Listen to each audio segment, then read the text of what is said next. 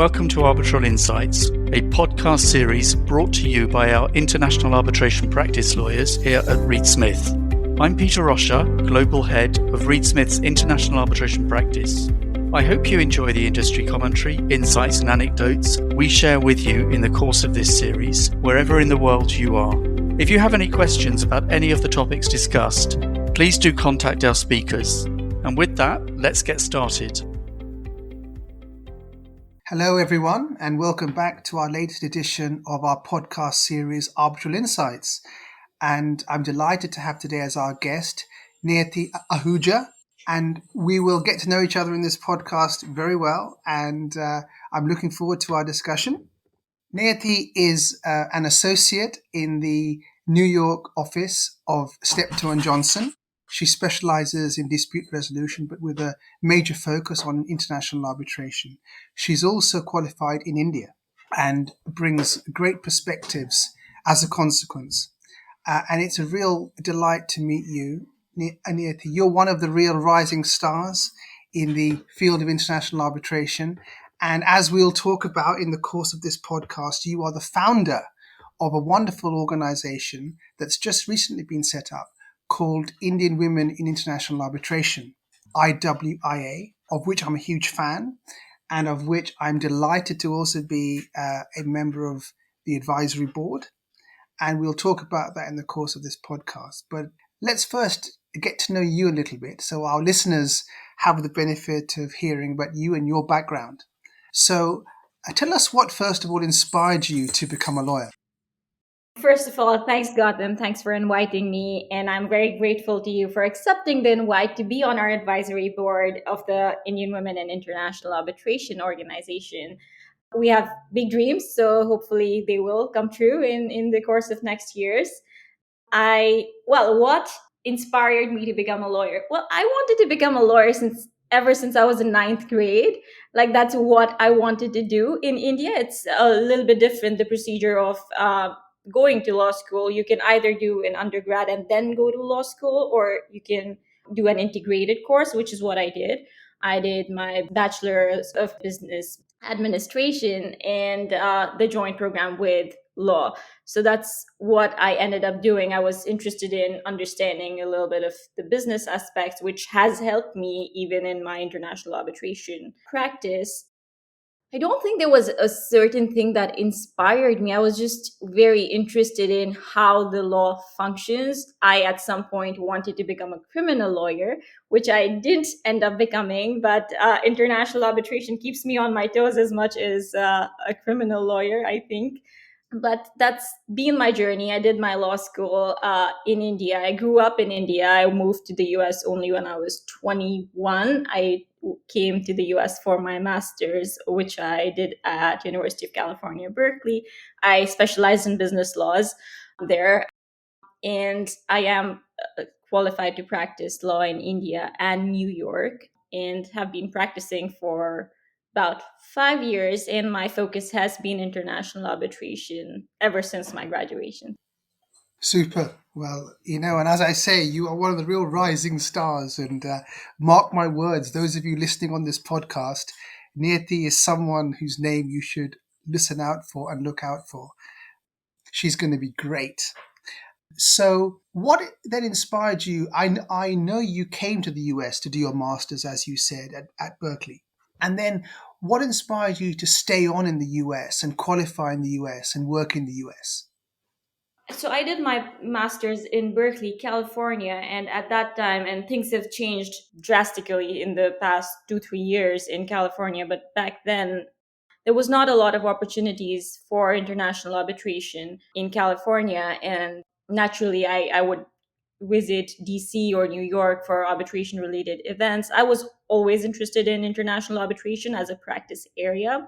During my master's, I had some really good professors, and it confirmed my interest and desire to practice international arbitration. So the kind of opportunities I felt that I would get in the US, the kinds of cases the kinds of responsibilities would be much greater than what I would get as a first or second year associate in India.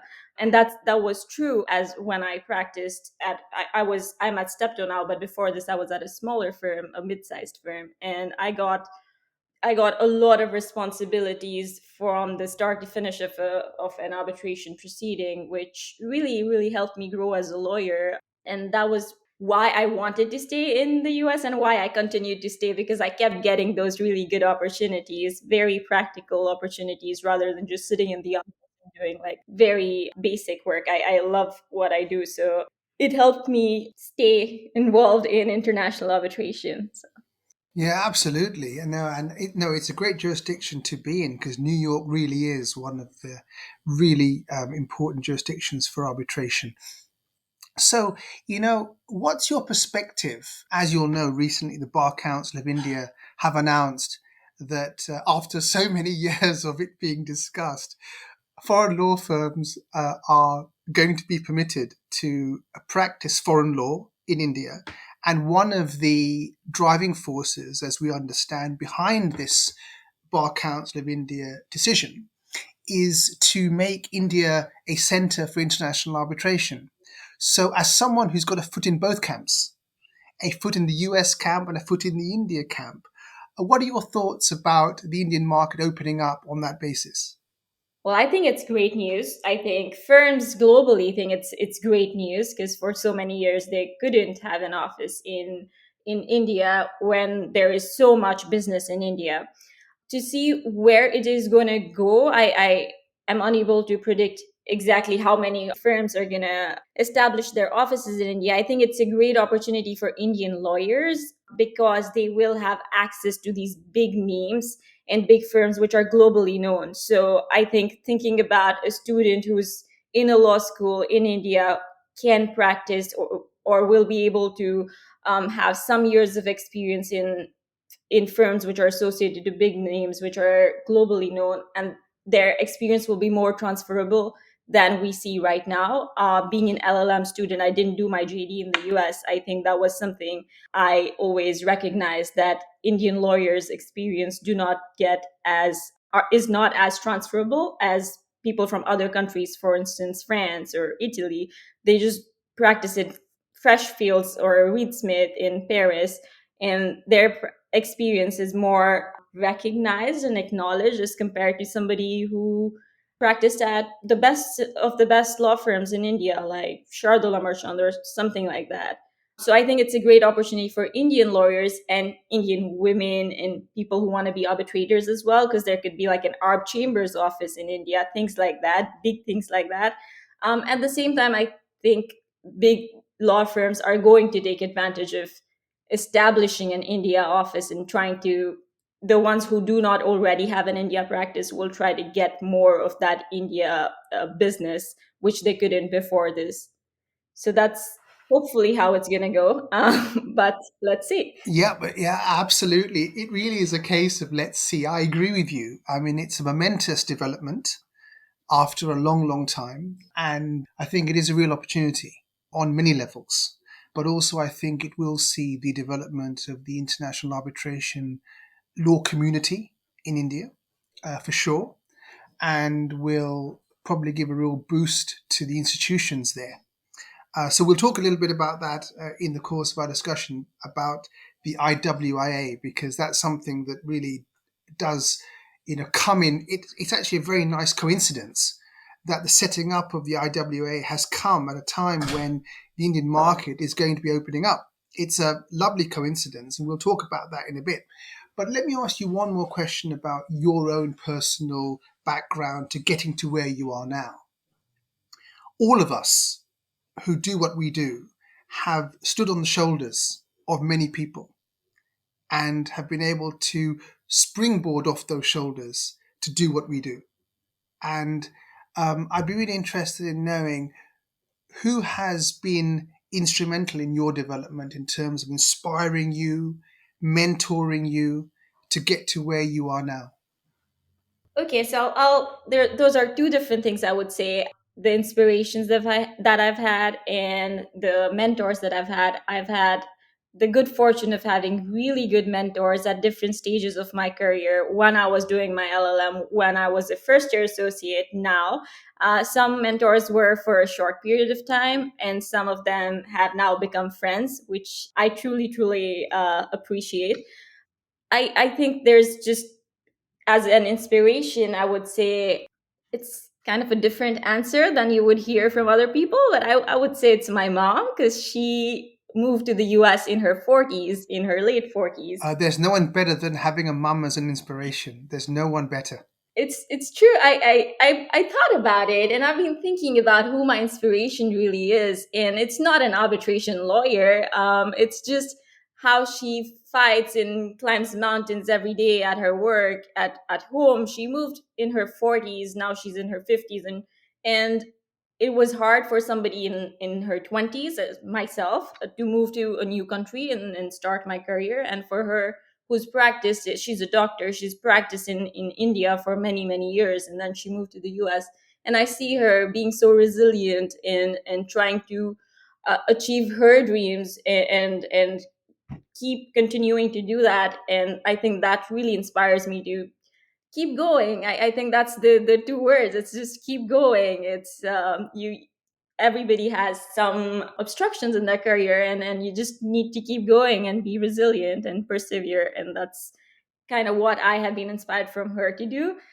And regarding my mentors, I think there's a lot of accomplished women arbitrators and women that I look up to. Mires Philippe, Wendy Miles.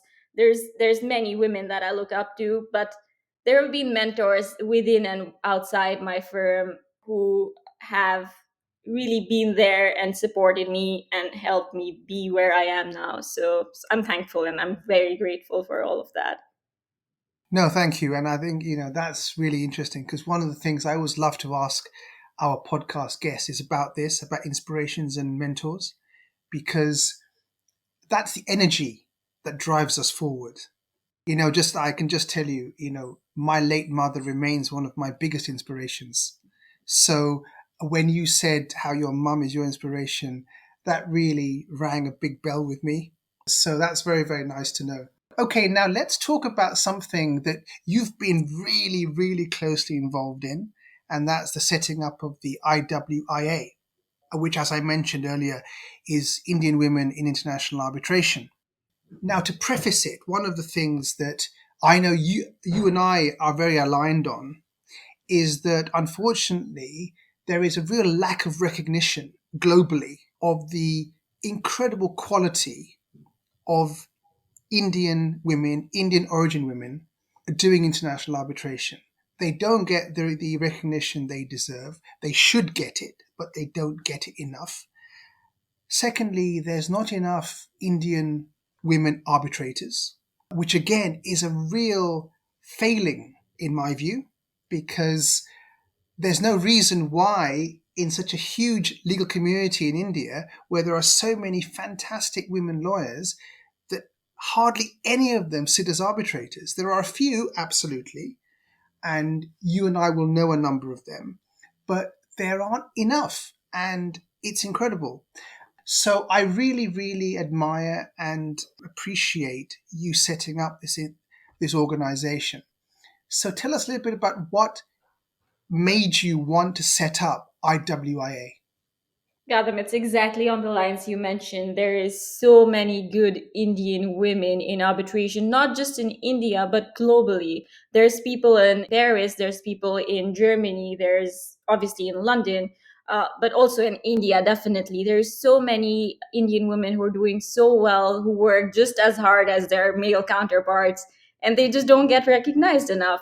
And one thing that I want to do with Indian women in arbitration is create awareness amongst not just the global arbitration community, but also clients, because they are the ones appointing these arbitrators. So I want to build a database of Indian women and mention what is their specialty, what industries they practice in. You might have noticed that Indian firms' website are not as detailed as you would see like a Reed Smith or a Steptoe Johnson website. So that is something that's a gap that I am going to try to fill with all the people who will be involved in Indian women in arbitration.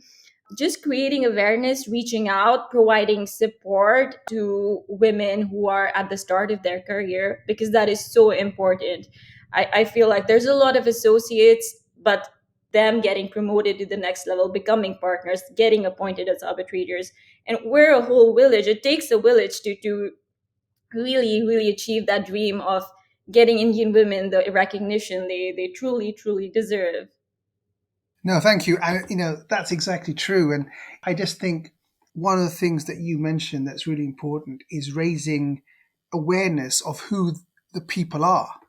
Because, as you say, there are a number of Indian women, in India, of course, but also who have moved to other parts of the world, like yourself. And as you say, there are many lawyers doing international arbitration of Indian heritage who are now in the US, in Europe, other parts of the world, Australia.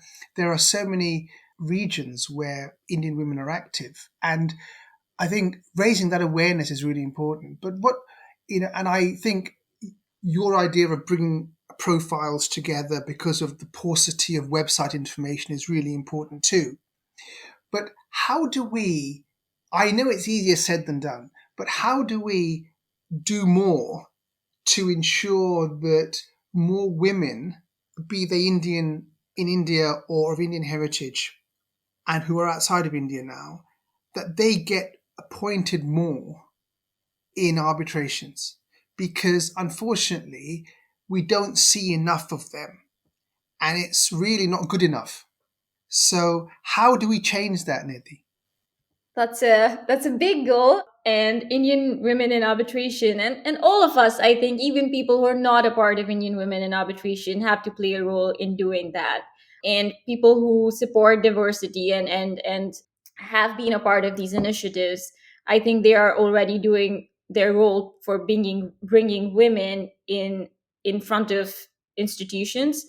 I feel like there is still a lack of Indian women who are brought in front of international arbitration institutions. And that's something we will try to do. We will try to collaborate with institutions, be it SEAC, be it LCIA, ICC. We're going to try to give them a list.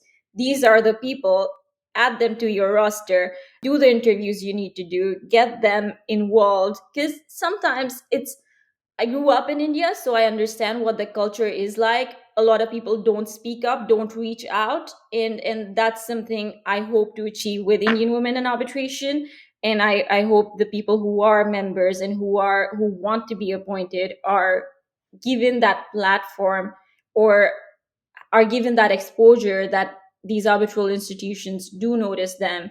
I feel like there has been a move towards gender diversity, but there also has to be a move towards racial diversity and other kinds of diversity. Diversity is not just gender; it's so much more than that. And I appreciate ICC set up their committee on disability, which is another form of diversity, which is important.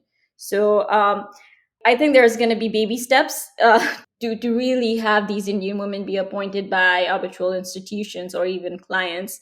But the best thing to do right now is to give them exposure and make them known to the people who appoint arbitrators, be it clients or law firms. And I think the Mhm. BCI move will help with that as well, just because people want to know who is practicing what in India, and that's going to give them another way of getting recognized. I agree with you. I completely agree with you. And I think you're so right also that the institutions who operate in India, like the MCIA, SEAC, to name just two of them, need to do more to ensure that they encourage and they proactively go and get women arbitration practitioners onto their rosters. Because I know from my own discussions with many Indian women lawyers who practice in arbitration. And most recently, I had the huge privilege of working with a number of them on the GAR Mumbai conference that I co chaired. There is no shortage of desire on their part to sit as arbitrators. It's just the opportunity to do so. And as you know, one of the historical things about India, with no discourtesy to retired judges, but the main pool from which arbitrators are drawn in India is still retired judges. And some of them are magnificent, don't get me wrong. But there needs to be, this is your point about gender diversity, racial diversity. It has a number of aspects to it. We need to make those moves. And I think and this BCI, as you say, the BCI move may well be a catalyst for change and encourage things to move in a different direction. And, I would also, what's your sense about at some point, I think a great idea would be some sort of a conference that the IWA has in India. That would be a big, in my view, at least, an incredible profile raiser. Have you thought about something like that? I definitely have, not just in India. I have really big dreams for Indian women in arbitration. So I do want to have these conferences in the UK, in Europe as well. But yeah, that is in the pipeline. We are accepting applications for a steering committee, which will help us set up these conferences, because I'm just one person, so I'm gonna try to do everything I can, but I need help from a lot of members. Our advisory board is included, and yes, there will be a conference, maybe later this year or early next year, but there will be, and that will be a huge profile raiser, but also that will help us collect data on all these women in India who might not be on LinkedIn but will attend this conference. So that's something I really am excited about. And just to add to the point about judges being appointed as arbitrators, Gautam, just that's the exact thing I'm saying about diversity in age as well. I think a lot of women who are partners are in their 40s, 50s, and there has to be a below 70-year-old bar as well for these women to get appointed as arbitrators. It's often that clients and maybe institutions as well think that people who have more experience are going to be better arbitrators. With all due respect, I don't think that's true. These women who are partners at big firms and even smaller firms doing arbitration, they're doing just as good quality work as these older retired judges. I agree with you. And also, so many of the Indian arbitration lawyers I know, women arbitration lawyers I know, they work with clients from across the world. They've got a broad experience in lots of different cases. They work regularly with lots of the big overseas firms. And that experience is invaluable.